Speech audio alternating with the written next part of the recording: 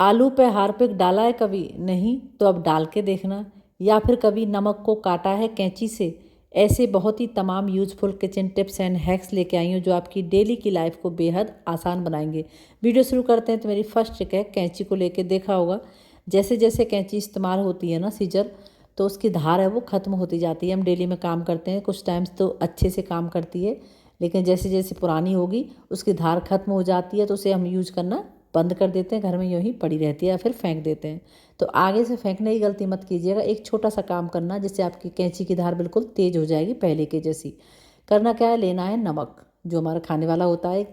तो आपको ये बड़ा डब्बा है, आप या कटोरी में करके किसी में थोड़ा सा नमक, इस तरीके से आपको कैंची को चलाना है तकरीबन 1 से 2 मिनट तक। 1 से 2 मिनट तक आप इस तरीके से कैंची को चलाओगे ना नमक से, तो नमक से क्या होगा, इसकी जो धार है, नमक को मतलब आपको काटना है जैसे मैं आपको वीडियो में दिखा रही हूँ। तो इस तरीके से नमक को काटोगे ना तो इसकी धार है जो, पर काटनी आपको 1 से लेकर 2 मिनट तक है लगातार। तो इसकी धार है बिल्कुल तेज़ हो जाएगी। तो जब भी आपको लगे कि आपकी कैंची है, चाकू है, उनकी धार खत्म हो गई है, तो ये वाला तरीका आप इस्तेमाल करके देखना, आपकी कैंची चाकू की धार एकदम से तेज़ हो जाएगी। नेक्स्ट आइडिया है मेरा चॉपर को लेके। ये हम लोगों की बहुत अच्छे से हेल्प करता है किचन में। फटाक से सब्जियां जो कट हो जाती हैं, कुछ भी काटने का काम हो, काटने पीटने का छोटा मोटा, हम लेडीज़ की बहुत अच्छे से काम करता है। तो इसमें एक सबसे बड़ी परेशानी होती है इसकी डोरी में, क्योंकि ये बहुत जल्दी ख़राब हो जाता है, डोरी से ही ये ख़राब होता है। तो आप महीने 2 महीने में ये काम कर दिया करेंगी ना, तो आगे से बिल्कुल भी आपका चॉपर ख़राब नहीं होगा, लंबे टाइम तक खूब अच्छे से वर्क करता रहेगा। करना क्या है, लेनी है आपको वैसलीन। हाँ जी, वैसलीन लेनी है आपको, या वैसलीन नहीं तो आप नारियल का तेल भी ले सकते हैं, नहीं तो आप सरसों का तेल ले लीजिए, मतलब चिकनाई वाला कुछ होना चाहिए। तो मैंने अभी वैसलीन ली है। इस तरीके से आपको डोरी पे से फैलाना है, जैसे मैं आपको वीडियो में दिखा रही हूँ। इस तरीके से धीमे धीमे आपको पूरी डोरी में लगा देना है। अगर ये नहीं तो आप जो घी होता है वो भी ले सकते हैं, घी भी लगा सकते हैं। इस तरीके से पूरी डोरी में फैला कर, जैसे एक हाथ से डोरी खींचनी है पूरी बाहर तक, और फिर दूसरे हाथ से उसमें घी या तेल जो भी है आप इसको मल देना इसी तरीके से। अब आपको 8 से 10 बार इस तरीके से आपको करेंगे ना, डोरी को घुमाएंगे, चॉपर को, खाली चॉपर को ही चला लीजिए। इस तरह चलाएंगे तो पूरी डोरी में जो अंदर तक है उसमें मिक्स हो जाएगा, एब्जॉर्ब कर लेगा चिकनाई को।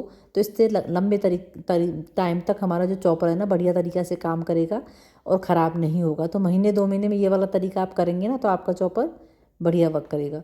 नेक्स्ट आइडिया, आपको लेनी है कॉटन। तकरीबन 4 से 5 जगह आपको, जिससे हम रुई से बाती बनाते हैं ना पूजा करने के लिए, इतनी आपको कॉटन लेनी है, 3 से 4 जगह। तो मैंने 4 जगह आपको थोड़ी थोड़ी सी कॉटन ली है। उसमें लगाना है आपको डिटॉल हैंड वॉश जो आता है, डिटॉल आपको, सॉरी, जो लिक्विड आता है डिटॉल, उसको आपको इस तरीके से थोड़ा थोड़ा 4 4 5 5 बूंद आपको डाल लेना है। अब मैंने लिए ईयरबड, या फिर आप कोई लकड़ी हो या फिर टूथपिक हो, उसमें इस तरीके से आपको इसको लपेट लेना है जो डिटॉल लगी हुई कॉटन को। अब इसका इस्तेमाल कहाँ पर करना है, ये सबसे ज़रूरी बात है देखने के लिए। बहुत ही बढ़िया जुगाड़ तैयार किया है हमने। तो चलते हैं हम फ्रिज में। फ्रिज की ये वाली रबड़ है ना, आपने देखा होगा बहुत ही ज़्यादा, मतलब क्लीनिंग तो हम यहाँ पर कम ही ध्यान जाता है, लेकिन करते ना, मैं अक्सर साफ़ करती रहती हूँ। तो मेरी वाली जो रबड़ है फ्रिज की ज़्यादा गंदी नहीं है, लेकिन बहुत से लोगों की बहुत ज़्यादा गंदी होती है। और यहीं पर सबसे ज़्यादा परेशानी होती है, जम्स बैक्टीरिया लगते हैं, और या फिर ये रबड़ चिपक ख़राब हो जाती है। जैसे इस्तेमाल की जो हम क्लीनिंग नहीं करते तो गंदगी मैल से चिपक करके ख़राब हो जाती है। फ्रिज है वो लीक होने लगता है गैस वहाँ से, और हमारे इलेक्ट्रिसिटी भी वेस्ट होती है। तो ये वाला तरीका आप अपनाएंगे ना, ज़्यादा नहीं तो महीने 2 महीने में कर दिया करेंगे, तो इसकी रबड़ है वो साफ़ रहेगी और आपके जम्स बैक्टीरिया भी नहीं होंगे, जिससे जल्दी जल्दी हमारी बीमारियां फैलती हैं। तो इसके जो हमने जो कॉटन तैयार की है स्टिक में लगा करके ईयरबड में, इस तरीके से आपको अंदर जो रबड़ है हमारी फ्रिज की उसको क्लीन करना है। देखा हो बहुत सारे लोगों को तो ऐसा होता है कि बिल्कुल काली पड़ी रहती है जो रबड़ यहाँ ऊपर से होती है, मैल गंदगी धीमे धीमे करके पता नहीं चलता कहाँ से डस्ट जाती है, कहाँ से वो जमता रहता है। इसमें साफ़ होने के बावजूद भी आपको दिख रहा होगा इतनी ज़्यादा गंदगी निकल रही है। तो जैसे जैसे ऊपर से लेकर नीचे तक चारों तरफ जो पूरी रबड़ होती है ना, ये बहुत ज़्यादा, फ्रिज अगर यहीं से ख़राब हो जाता है तो बहुत ज़्यादा यहाँ से लीक होने लगती है गैस, और गैस लीक होती है तो हमारा फ्रिज जल्दी से ख़राब हो जाता है और इलेक्ट्रिसिटी भी वेस्ट होती है। तो इस तरीके से महीने 2 महीने में करेंगे। कॉटन में आप डिटॉल लगा करके, डिटॉल क्या काम करता है, डिटॉल काम करता है कि जो इसमें जम्स होते हैं, बैक्टीरिया होते हैं, उनको पूरी तरह से ख़त्म करेगा और हमारी रबड़ है वो अच्छे से वर्क करती रहेगी बिल्कुल लंबे टाइम तक। नेक्स्ट आइडिया, आपको लेना है एक आलू। उसको ऊपर से छिलका हटाने की ज़रूरत नहीं, बहुत ही अच्छी चीज़ हम आज तैयार करेंगे, मतलब कम से कम टाइम में बड़ा जुगाड़ करेंगे आज। आपको आलू लेना है, उसमें से 4 से 5 सिलाई अगर आप ज़्यादा बनाना हो तो आप उसके हिसाब से भी बना सकते हैं। मैंने 5 से 6 जो स्लाइसें पतली पतली सी तैयार की हैं आलू की। अब उसके ऊपर आपको डालना है हारपिक, मतलब ये मैं वॉशरूम में नहीं रखती हूँ, ये किचन के लिए अलग से मैंने वीडियो बनाने के लिए अलग से हारपिक है वो ले रखा है। आप ये सोचें कि वॉशरूम का हारपिक यूज कर रही हूँ, मैं अलग रखती हूँ, ये वाला नया है, अलग से इस्तेमाल करती हूँ। तो आपको डाल लेना है आलू के ऊपर हारपिक, पतली पतली स्लाइस करनी है, उसके ऊपर 3-3 4-4 बूंद आपको हारपिक डाल देना है। अब क्या करना है इसका इस्तेमाल, इसके ऊपर एक चीज़ और डालनी है, आपको डालना है सोडा। थोड़ा थोड़ा जैसे ही हम सोडा डालेंगे ना हारपिक के ऊपर, तो उसमें रिएक्शन होगा, जो बबल होते हैं ना इस तरीके से बनने लगेंगे, झाग से बनने लगते हैं, बुलबुले से उठेंगे हारपिक के ऊपर। अब इसके बाद हमारे दोनों काम हो गए, हारपिक डाला है और सोडा डाला। अब इसका इस्तेमाल कहाँ पे करना है, कम से कम टाइम में बहुत बढ़िया जुगाड़ हमने बनाया है। अब आपको साइड से पकड़ के जैसे हारपिक आपके हाथ में टच ना हो, इस चीज़ का रख लें ध्यान। आपको जहाँ पर देखा होगा बारिश के मौसम में तो खासकर जो छोटे मोटे कीड़े मकोड़े होते हैं, मच्छर होते हैं, वो है ना बहुत ज़्यादा निकलते हैं जगह जगह से, तो बहुत, और कॉकरोच भी होते हैं। तो जहाँ जहाँ लगे आपको कि मक्खी मच्छर बहुत ज़्यादा हैं, कॉकरोच हैं, या फिर स्लैब पर गैस के नीचे रख दें आप इस तरीके से, या मशीन है इनके यहाँ पर आसपास में रख दें, मच्छर बहुत ज़्यादा रहते हैं, छिपकलियाँ स्लैब पर आ जाती हैं, तो गैस के नीचे है, फ्रिज के नीचे, इस तरीके से रखेंगे तो आपको पूरी तरह से छुटकारा मिलेगा सारी जीवों से। नेक्स्ट आइडिया मेरा, आपको लेनी है माचिस की तीलियाँ, 8 से 10 माचिस की तीली लेनी है। अब इसका करना क्या है, इनका जो मसाला होता है ना माचिस की तीलियों में लगा रहता है, मसाला आपको निकालना है।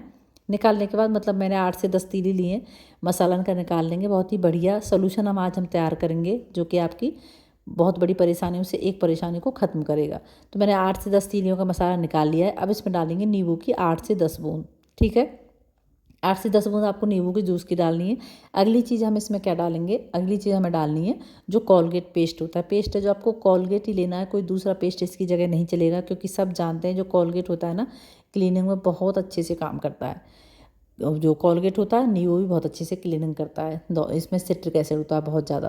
तो तीनों चीज़ों को अच्छे से कर लेना है मिक्स, चाहे माचिस की तीली है, कोलगेट है और नींबू का जूस। अब लेनी है कोई भी कॉटन इस तरीके से, और आपको पूरा हमने सोल्यूशन मैंने थोड़ा सा बनाया क्योंकि एक ही जगह मुझे क्लीनिंग करनी है। देखा होगा खासकर स्विच बोर्ड होते हैं ना हमारे घर में, उनकी तरफ हमारा ध्यान कम ही जाता है क्लीनिंग के लिए, तो बहुत ज़्यादा दाग धब्बे हो जाते हैं, हाथ लगते हैं, टच करते हैं, बच्चे करते हैं, बड़े करते हैं। जो हम स्विच बोर्ड ऑन करना है, ऑफ़ करना है, फ़ैन ऑन करना है, लाइट करनी हो, तो बार बार गंदे होते रहे और धीमे धीमे करके वो इतने ज़्यादा काले हो जाते हैं, उनका रंग ही चेंज हो जाता है। मेरा तो इतना गंदा नहीं है, पर जब देखा होगा अक्सर लोगों के बहुत ज़्यादा काले दाग धब्बे वाले हो जाते हैं। तो उसको वैसे हम क्लीन कर सकते हैं, लेकिन इस तरीके से, क्योंकि स्विच बोर्ड है तो वहाँ पर हम पानी का इस्तेमाल नहीं कर सकते। लेकिन ये सॉल्यूशन बना करके आप साफ़ करोगे ना, तो मतलब जहाँ से कॉटन निकलेगी ना, एक बार में ही सारी गंदगी और मैल कालापन को अपने साथ खींच लाएगी, इतना ज़बरदस्त सॉल्यूशन है।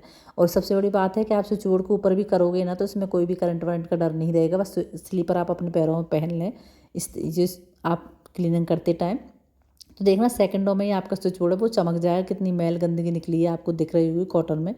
तो इस तरीके से यही जुगाड़ लगा करके आपके जितने भी घर में जितने भी स्विच बोर्ड है ना, आप क्लीन कर सकते हैं।